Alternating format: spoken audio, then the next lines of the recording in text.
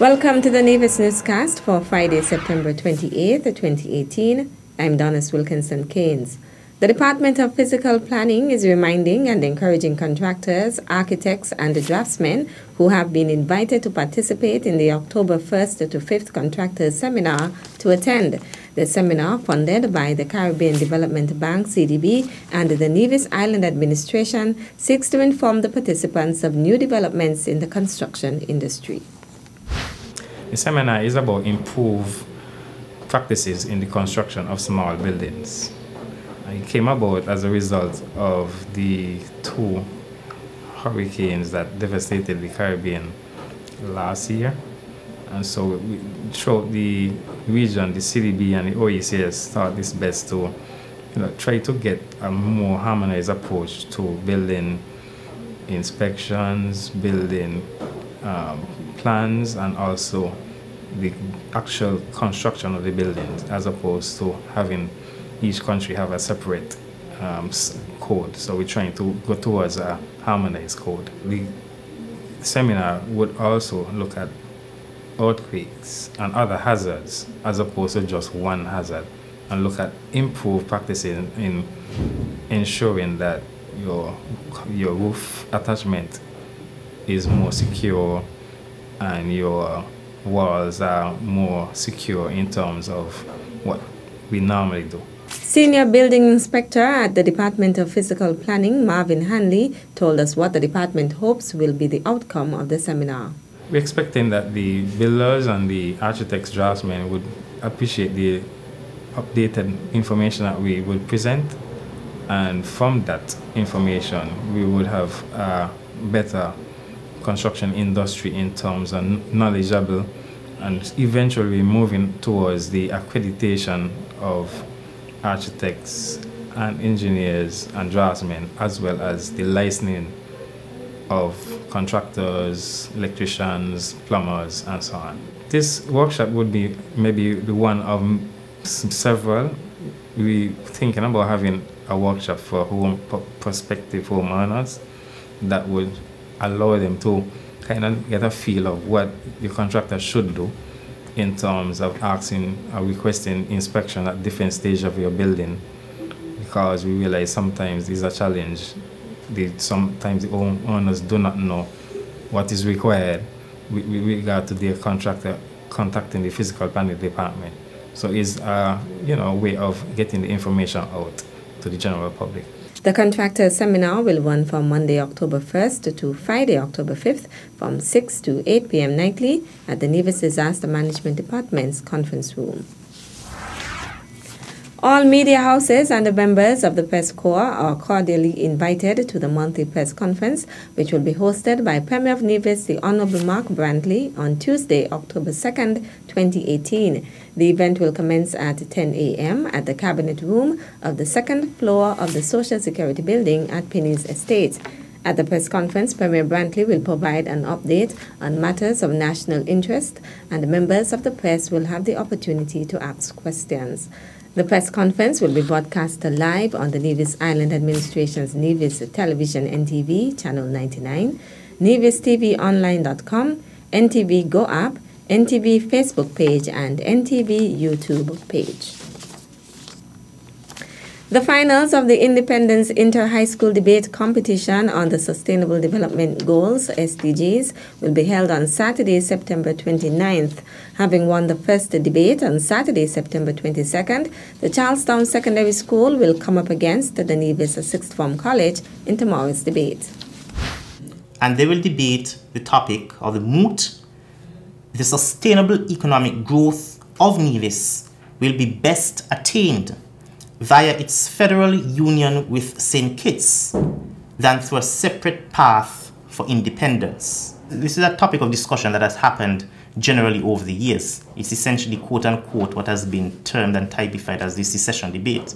But it gives us the opportunity to have this debate and discussion with all the emotions removed, and to see how we can critically examine the current constitutional and federal construct of St. Kitts and Nevis, and what suggestions we can get from our young people so as to improve on the federal relationship of St. Kitts and Nevis going forward. The competition is an initiative of the Social Policy and Sustainable Human Development Unit in partnership with the Department of Youth and Sports. Of course, the 35th anniversary of independence connotes some coming of age. It is a milestone year and a milestone celebration. And within that, it presents a very good opportunity for us to reflect on some of the challenges that we've experienced over the years to get to this point, and also to really look at in a critical way a number of the opportunities and prospects that we have before us for our country's development. And so the Sustainable Development Unit and the Department of Youth have decided to host this Independence Inter-High School Debate Competition on the SDGs to engage our young people and to also engage the minds of the general citizenry on some of the critical issues impacting and concerning the development of St. Kitts and Nevis. Additionally, the aim of the competition is to foster a greater awareness of the SDGs and what sustainable development means. Sustainable development basically speaks to a situation where we're trying to promote harmonious and balanced development between the economic, the social, and the environmental dimensions, not excluding either one of them. And we want to get our people to think about development in sustainable terms, in terms of looking at the long-term and futuristic impact of the policies and actions that we pursue here in St. Kitts and Nevis. The debate competition, it is free. And we have deliberately set it that way because it is an important educational and awareness initiative. And so we want the general public to be able to benefit from the education that our young people will impart. The Saturday, September 29th debate will commence at 6 p.m. at the Nevis Performing Arts Center, NEPAC. The Nevis Island Administration's Department of Social Services Seniors Division will join the rest of the world in observance of International Month of Older Persons in October. Acting Coordinator Trudy Prentice says this year's theme is Celebrating Older Human Rights Champions. On Sunday, we'll be having a service at the St. James's Anglican Church. That service starts at 10 a.m. in the morning. On Monday, we'll be having the speech to open the month by our minister, Honorable Eric Evelyn. That will be on Von Radio. On the Friday of that week, we'll be having our annual march through the streets of Charlestown. We're going to start at Longstone Wall, and we're going to march from there all the way to ETW Park. That march is scheduled to start at 9 a.m. We're going to have a wonderful march. We have some persons coming over from St. Kitts, and we are also going to include the school children.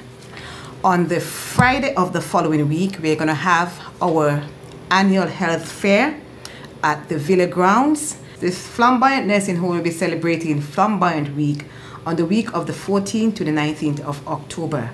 And on that week, we at the Seniors Division will be giving a donation from our seniors group to the Flamboyant Nursing Home.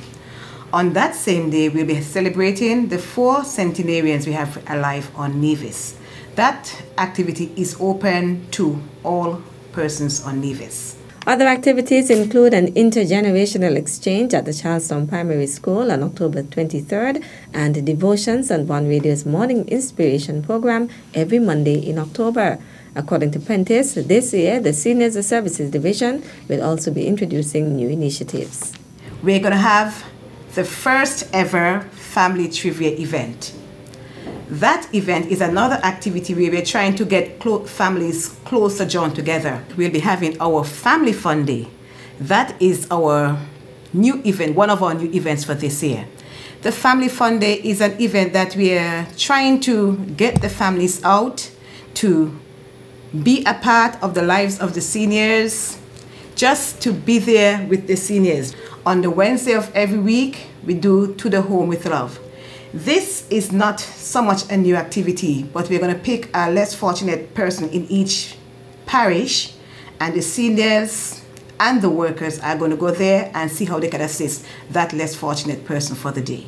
Please come on out and celebrate with us at the Seniors Division as we celebrate International Month of Older Persons 2018 under the theme Celebrating Older Human Rights Champions. And you know our seniors, they are champions. The activities for International Month of Older Persons will culminate with the annual Seniors Gala on October 31st. Still to come, St. Kitts and Nevis establishes diplomatic relations with Bahrain. The details after this break. Known as Uwali, land of beautiful waters by its native inhabitants, and later nicknamed Queen of the Caribbean by British settlers, Nevis has long relied on its natural prowess and resources to create livelihoods for its people. The people of Nevis have long remained connected to the gifts nature has bestowed. As an ambassador of this majestic island, it is my duty to encourage my people to nurture, preserve, and protect what makes us unique as a people and strong as a country. This one is dedicated to my lovely little island. Welcome back. St. Kitts and Nevis established diplomatic relations with the Kingdom of Bahrain on Thursday, September 27, 2018, in a brief signing ceremony. St. Kitts and Nevis's Minister of Foreign Affairs, the Honorable Mark Brantley, engaged His Excellency Khalid bin Ahmed bin Mohammed Al Khalifa, Minister of Foreign Affairs of Bahrain.